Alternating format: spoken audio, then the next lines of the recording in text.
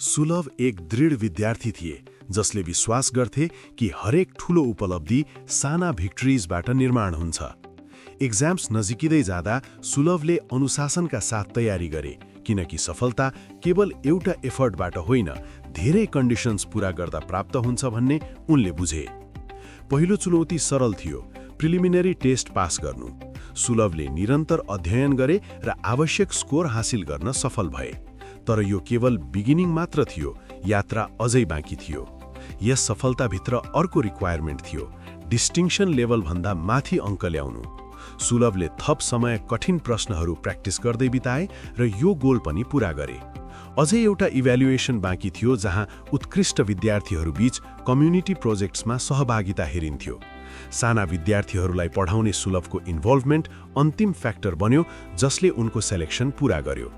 सुलभको यात्रा C प्रोग्रामिङको nested if else जस्तै थियो, जहाँ एउटा कन्डिसनभित्र अर्को कन्डिसन खुल्दै जान्छ र चरणबद्ध प्रयासले अन्ततः मिनिङफुल सफलता दिलाउँछ।